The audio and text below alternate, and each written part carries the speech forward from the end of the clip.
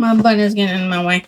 Welcome, everyone, back to my channel. If you haven't been here before, welcome to my channel. I'm Leanne. I'm your host, and my intros are all over the place. You'll have to forgive me because I'm a scatterbrain and I forget things. Why don't y'all pull a seat, sit down, and we can talk about the adventures of the cardboard box, which is in his last bow, compilation by Sir Arthur Conan Doyle.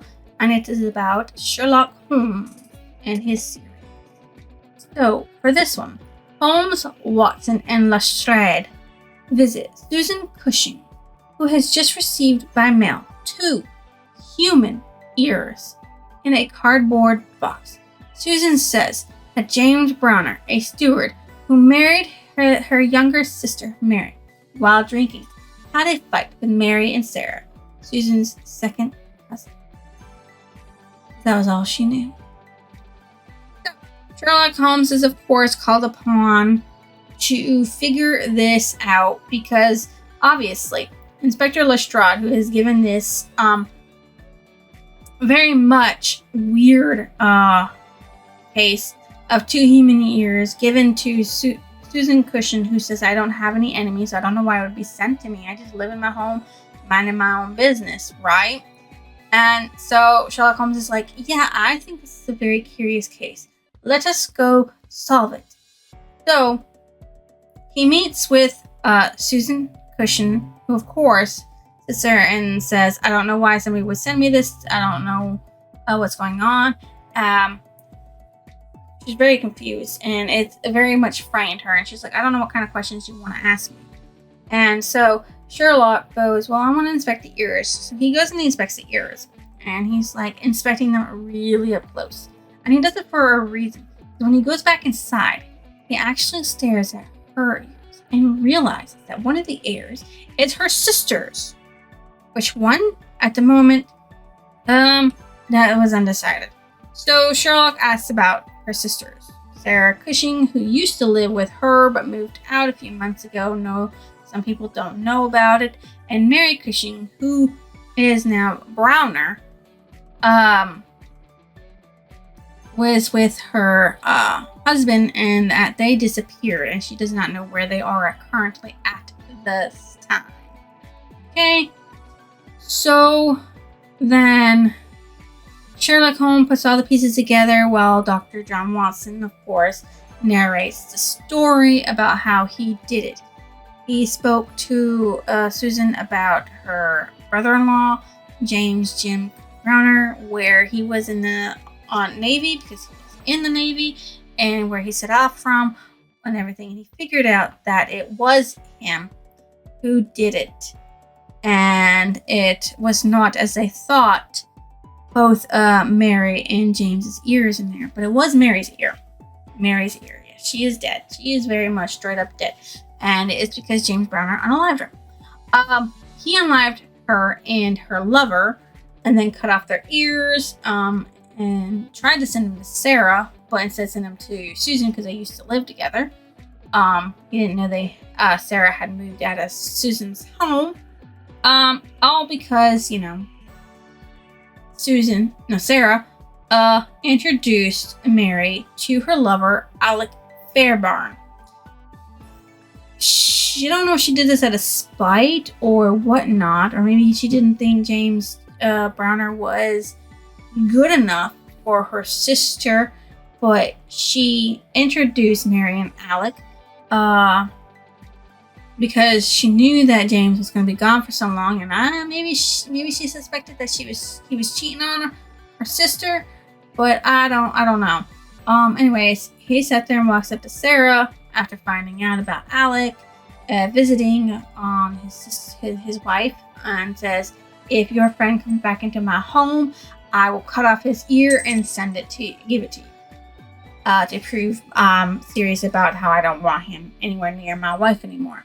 And so Sarah leaves the household because she was living with them and gets her own place, and then has her sister Mary over with Alec, and it's like infuriating. So he goes onto the ship, boards it, supposed to be gone for a week, and under 12, they come back because of something that happened, and he's given 12 hours leave. So he goes to see his wife to surprise her, saying, "Hey, I'm here for 12 hours. What do you want to do, my love?"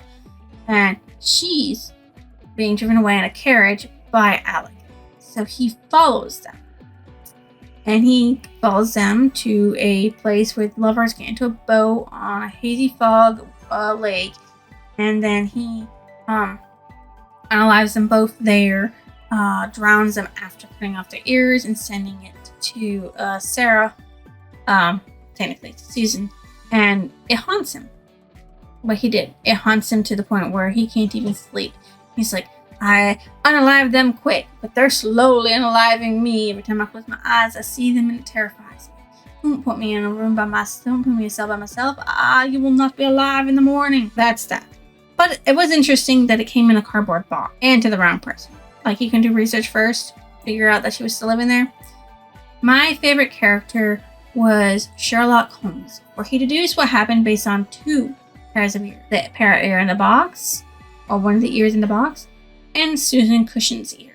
And he knew everything after asking a few simple questions about her sister's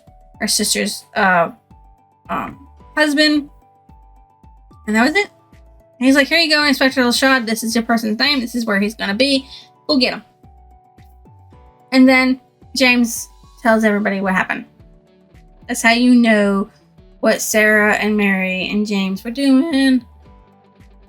Oh, my most disliked character was Sarah Cushing, because she was the reason her sister cheated and ultimately was unalived along with her friend. Like, what do you think you were doing? Seriously, helping your sister cheat? Man, you're a bitch. Like, seriously, straight up. What stood out as memorable? That Browner was very good on his promise. Like, there are not many that would have gone through the whole ordeal just to keep the promise. Because, like, if you say something, most times you're not going to do it. And he's like, "I will send you his ear." And he literally does it, but he also sends his wife's ear. And he does regret it. But seriously, that stood out. That stood out. My favorite passage from the story is, he paused, and I was surprised on glancing around to see that he was staring with singular intentness at the lady's profile. Surprise and satisfaction were both for an instant to be read upon his eager face, though when she glanced around to find out the cause of his silence, he had become demure as ever. Watson didn't understand because he studied her, but he didn't understand what Sherlock Holmes discovered. But if you remember, if you read it, you would know that he had studied the ears and then all of a sudden studied her. Obviously, he was studying the ears to see if they were identical. My favorite quote. "What is the meaning of it, Watson?" said Holmes solemnly as he laid down the paper. "What object is served by this circle of misery and violence and fear? It must tend to some end, or else our universe is ruled by chance, which is unthinkable. But what end? There is the great standing perennial problem, to which human reason is as far from an answer as ever." So he doesn't understand why people murder and kill others and everything. It's just like in Make Something Coney. Conan's like, "I would never kill somebody. I would save your life." Because a villain asks him, "Why did you save my life?" I don't need a reason to. I don't need a reason to save your life. I just did it because I wanted to. And most villains have reasons for ending somebody's life. And most villains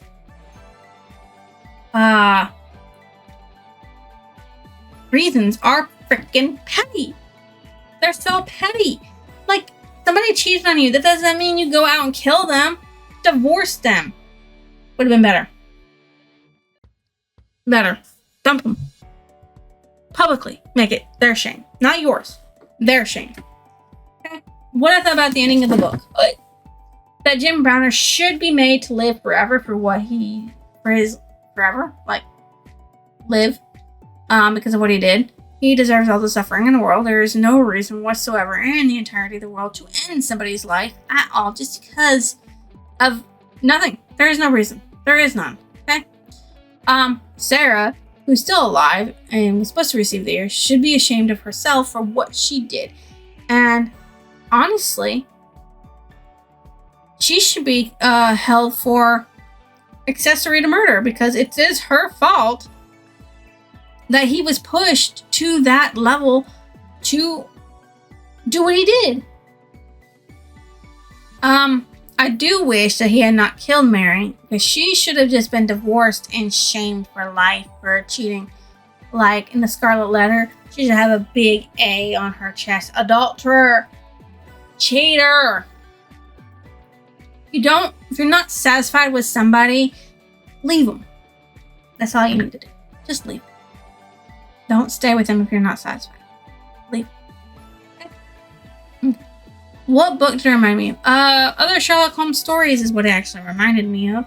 And it also reminded me of the anime / manga or Case Closed, as the cases and the American version, unfortunately.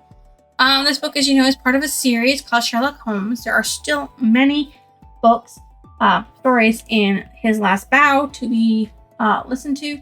So we are going to get to them. As you can see, actually, there's like 1, 2, 3, 4 here tabbed. So that's, 4, 5, 6, 7, and if it's 8 is going to be tabbed as soon as 4 is read. I rate this a 3 because I'd say it's short, but really, honestly, it's simply because Jim Browner could have just divorced and ashamed his wife instead of murdering her.